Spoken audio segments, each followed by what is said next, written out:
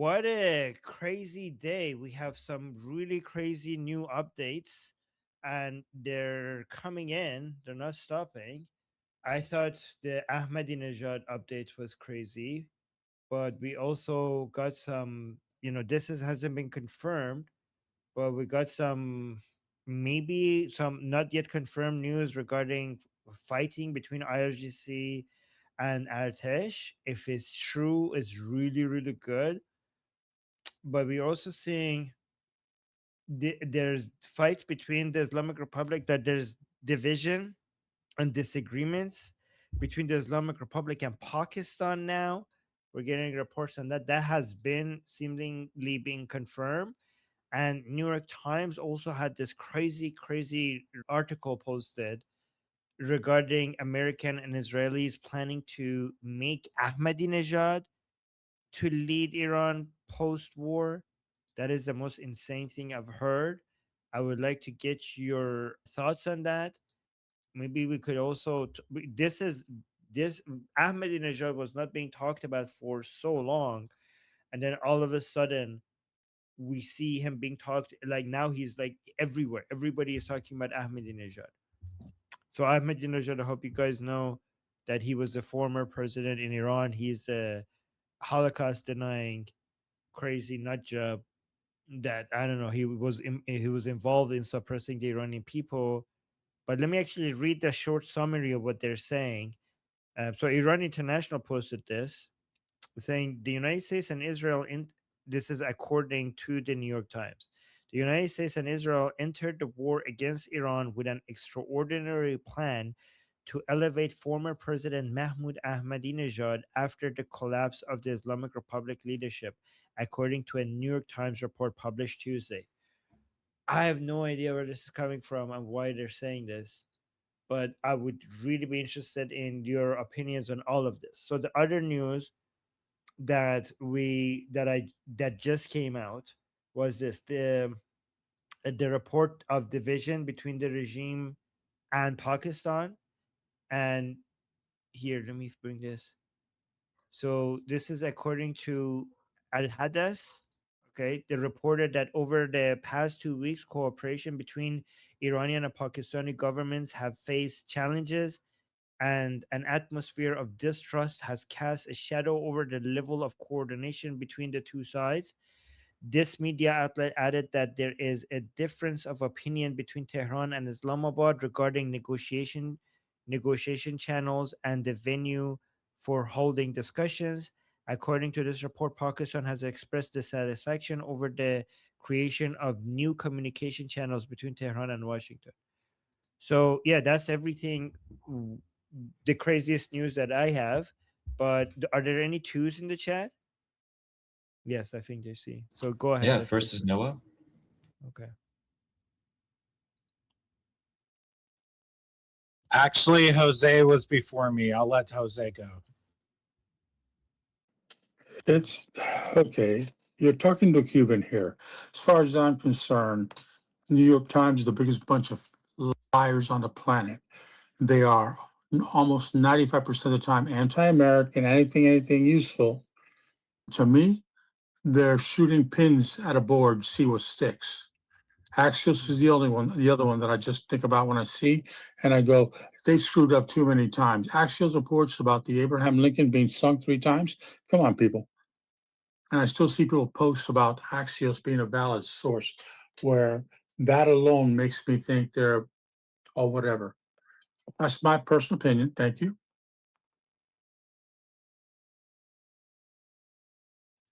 Okay. Thank you for that. And then now Noah, now you can go. Yeah, when I first saw this report last night, I laughed my butt off for about 5 minutes because I thought this is unbelievable. Because all of us who remember the mid 2000s to like 2013, 2015, I mean, this guy is a Holocaust denier. He hated Israel. And now I'm thinking, wait a minute, is this guy now a spy for Mossad or CIA? I'm not believing this story at all. This is like the very least likely person In fact, I hope that when the war starts, he gets boom boom next. Sorry, probably shouldn't have said that, but yeah, I don't believe the story one bit.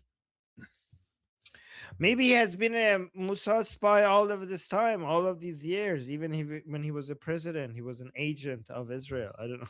Okay, I'm just kidding. But yeah, let's go to the next. I don't know either. Who knows? Next is Daniel Dom. Well, I just want to strengthen the points. New York Times were those who told about the dogs that really love the prisoners, ain't it? Ain't it the same source? Yep, that's the same. That's the same So, source that says that Israel is making dogs rape Palestinians as a form of torture. That's New York Times. yeah, and, well, this is the same one. And now what? And now Israel takes Ahmadinejad to be the next president of. Sounds pathetic. I don't know. They need to fix themselves first. Like go really hardcore truth. Like for I don't know half a year, and then start bullshitting again. So anyone will buy their bullshit. Actually, you know what? To your point, one of the authors is Farnos Fasihi, which is a pro-regime Iranian, and that's one of the authors of this article, pro-reformers part of the regime. And the fact that New York Times even lets her to be a writer is fucking a fucking disgrace. Next is Jeffrey. Yeah, I mean, you guys touched on all the points I would further reinforce, right? The fact that you have the New York Times giving a platform for a person who is a mouthpiece for the Mullah regime and now regime remnants, and or the context of their, well, maybe they should take Ahmadinejad dinner jacket because, like they're trying to save, well, not we, they're trying to save whatever part of the regime they can save. Yeah, I mean, it very much is exemplary, I would contend, of the contemporary form of what a biased mainstream media infiltrated by Soviet active measures played in the Red-Black Alliance as a precursor to the tragic displacement of the noble House of Pahlavi in 1979. I mean, this is what we're up against, right? This is why what everybody does here is so important. This is why non-lethal lines of effort that centers around pre-bunking, debunking, bullshit like this is so critical. That's why also Ali got targeted by mass reporting of people of the regime to try and put him off of his YouTube channel, which will probably be back up very quickly. I mean, you can see it, right? The fact that Goldie, Armin, Tusi have to maintain a heightened level of situational awareness because actors co-aligned with the regime are actively hunting people who are calling them out. So, I mean, this is just another example of that broader soft power battle space and or battle of the narratives that's being played out right now. That's what I think, or at least what I see. Ali, what do you? I want to say, Ali, was that the? Ali, do you have any thoughts on this? Any of these topics? They got me. It took them a couple of weeks, but no, I'm kidding. But I think people probably did report me because I think that's exactly what happened to Goldie, and I had the same exact situation with her firearms. She said that the stream's going to be back in 24 hours, and I didn't get a warning or a strike. So I think it was just a mass report at that time. Yeah, I mean, I'm going to talk to you about that. We have I got a detailed suggestion on what to do. But any opinions on Ahmadinejad and the other stuff that we talked about? Oh boy, Like yeah. I lived in Iran when he was president. I hate him the most. Out of probably anyone left alive in the regime, I hate him the most. This is very personal. And he's an idiot. I mean, when he was president, it was no secret that he's like his IQ was room temperature. So for the US and Israel to choose him was quite funny to me. But the report came out and said that they were planning to do that in March. And that's an eternity ago compared to now. I do want to remind people that Ahmadinejad to Iranians, Ahmadinejad is mostly remembered for his involvement in suppressing protests, right? To non-Iranians, Ahmadinejad is mostly remembered for denying the Holocaust.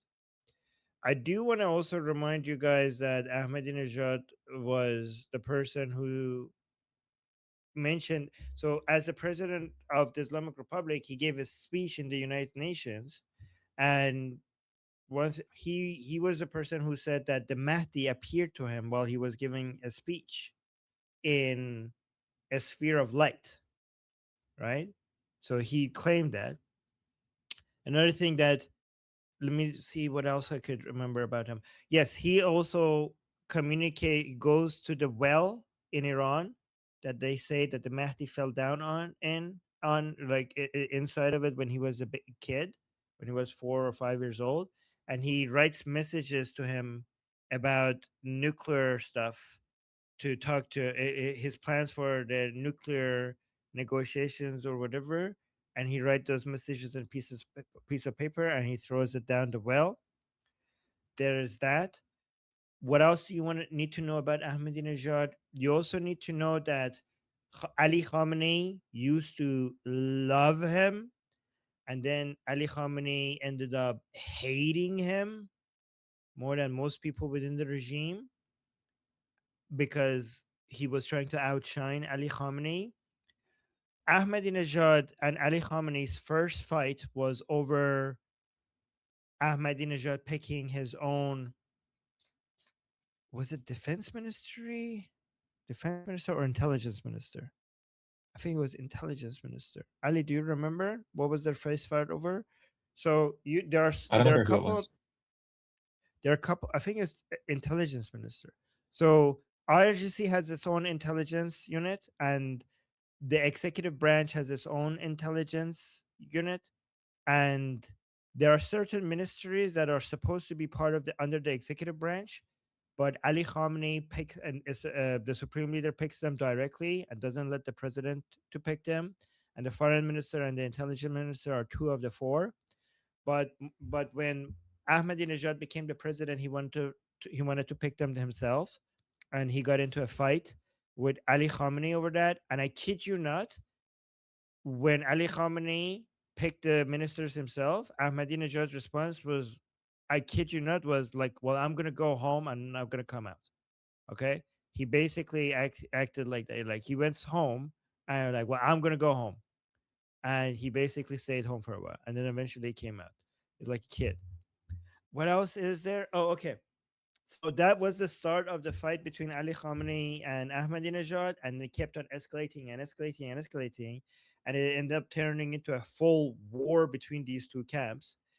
And it got to a point where Ahmadinejad even came out one time and said that the only reason why the regime is not killing me is because I have information about the regime that I have gotten people to release them if I get killed. Like I have certain people that has access to the information about the regime, and if the regime ever kills me, they will get automatically released, and that's the only reason why I'm alive. That was what Ahmadinejad said. Also, another thing you need to know about Ahmadinejad is that Ahmadinejad is among poor pro-regime Iranians, he's the most popular. So among pro-regime Iranians, the lower class pro-regime Iranians, he's by far the most popular. To the point that many people say that if there was an election among and in the Iran, the number one person would be Princess of Pahlavi, okay, by anti-regime Iranians. But the number two person, by with a huge margin, obviously from Princess of Pahlavi, but with a huge margin, number two person would be Ahmadinejad. That's how big his base of support is among the Durka people. And that's why Ali Khamenei and others try to suppress him, because his people power among pro-regime Iranians were too big of a threat to deal with. So yeah, those are all the things you need to know about Ahmadinejad. But I see some more twos in the chat if anybody wants to respond. Yeah, and then lastly, adding that I read the report about the IRGC and the Artesh fighting, and that seems like throughout this entire conflict, some clashes have happened, but there was zero sources and no credibility to it. Shauna, you are next to respond. Hi, sorry. Yeah, I have a quick question. Maybe this has been covered in past. I don't know. But if the Mahdi, the little 12-year-old that disappeared, right? He's the Mahdi, right? The 12-year-old that disappeared down the well. He No, was it's not 12, right? He was 4. So Oh, okay. he's the 12. He's the 12th Imam, right? But he Oh, wasn't okay, 12. I'm getting. So Okay, I'm getting and things he mixed fell up. down the well twice. Okay, and once he went into a small hiding, and the second time he went into a long hiding. It's weird. He fell Oh, twice. Yeah, it's weird. It's crazy. oh, okay. Well, I was gonna ask if anybody's investigated the well to see if there was a child's human remains there of a 4-year-old. The reason I think about this is there was a set of human remains found that some scholars think is Jesus in some grave in the Levant. I don't know. And so, and people speculated, well, if this is confirmed to be Jesus, will this kill Christianity? It was a whole hot topic for a little bit. And so it made me, so this well story made me think of that. And I was like, if they found the human remains of a 4-year-old boy or this child or whatever, would it do anything? I mean, I think the whole story of a child down a well is completely made up. Anyways, like I think it's all made up. So I don't think they're gonna find any. And if they do Oh, find okay. it, yeah. Oh, okay. I don't even think there was a child, to be honest. I don't like, Oh, you think he's a completely fictional character, like yes, totally, like 100% made up. Well, yes, completely. where would it come from then? Where would the story come from? I Because I mean, assumed he was a real. the 11th Imam. Some people say that he couldn't even have a son, so they made it up that he had a son and he died. So that could be the thing. He wasn't. Oh, Yeah, so there's also that. But actually, that reminds me of something with regards to the 12 Imam. So in Iran, there's the regime mentions they have this propaganda. They have this thing about Saudi Arabia that in Makkah, Saudi Arabia, 24/7, they have these snipers always looking at the Kaaba. Like the Saudis have hired these have these snipers in Saudi Arabia at the top of the minarets around the Kaaba, always looking at the Kaaba to kill the Mahdi when he comes, right? Because the Zionists and the Israeli Zionists and the Saudi Zionists, according to the regime, know that the Mahdi is going to come, and obviously when he comes is going to be at the Kaaba. That's where he will appear, and they know that he's going to appear at the Kaaba, and they know that they're preparing for fighting with him. So one thing that they have done is they have snipers to make sure as soon as he appears at the Kaaba to just take him out right there. So that's one thing. Also, one thing else I forgot to mention, but Sarah reminded me on the YouTube chat, is no gays. We forgot that Ahmadinejad is also famous for claiming that there's not a single gay person in Iran. oh, That's also, yeah. that's really funny Yes. given what we know about the. Yeah. About Mushtaba. That's true. That's true. Yes. But also he's famous for that as well. That's really funny. Okay. Oh, so you think it's totally interesting. Where do you think they got the well story from then? I mean, I feel like, I guess I have this feeling that when things always have to come from some kind of pre-existing tradition, like they're usually building on something. So the Mahdi story existed before this kids. So religions have this template of a messianic figure coming at one day, right? So that's Right. already built in within religion DNA. And Islam already had the story of a Mahdi idea before this 12 Imam was there. And they inherited that from, I don't know, Christianity and Judaism. So, for example, the Sunnis will also believe in a Mahdi. They just don't think it's the 12 Imam. It's somebody else, right? Oh, So the Sunni. okay. So they have the same kind of divide that the Jews and the Christian Jews, when the Christians were all still Jews, they had. It was a whole fight over whether Jesus was the Messiah or not. So the Sunnis believe that there's a Mahdi that will come back, and Jesus will be in his army, fighting alongside with him, and it's actually that Jesus will be killing Dajjal. If not, it's not going to be Mahdi that kills Dajjal. Dajjal is basically the Antichrist in Islam, right? And yeah, so Jesus will be fighting in Mahdi's army against non-Muslims, and he's going to be fighting against Christians as well for basically saying that he's God. And also, yeah, but so for the Sunnis, Mahdi is just the messianic figure that comes back at the end of times, and they're not as obsessed with that figure as the Shias are, right? The Shias, the 12er Shias, say like, yeah, they believe in Mahdi, and the Mahdi is the 12th Imam, and given that the Mahdi archetype was already there, once this kid went missing, they were like, it's him. Yeah. Oh, well, and also just Shia seems very it likes to steal from Christianity a lot. Like it's the most Christian like of Islam. Yeah. So there are different imams in Shia Islam that have different things that are resembling Jesus. Hussein resembles Jesus in that he sacrificed himself for humanity for the sake of Islam, right? That's Hussein is a sacrifice, and for our sins, like because the Muslims wronged him, abandoned him, and he died for us to revive Islam.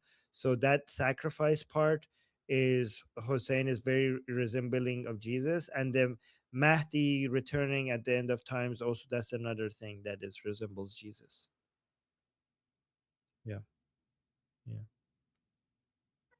Thanks for the data. I'm done. Yeah, no worries. I see some more twos in the chat. Yeah, did you also want to respond with the two? I did. I did put a two, and I said the things that I wanted to say. Yeah. Thank you, though. All right, Sketch, please go ahead. If you look at it from the Christian side, like the Revelations, everything that the Mahdi said that he's going to do, and that whole prophecy lines up exactly with the Antichrist. Jose knows what I'm talking about. Like if you go through what the Mahdi, they say what he is, what he does in the world, everything that he says will happen.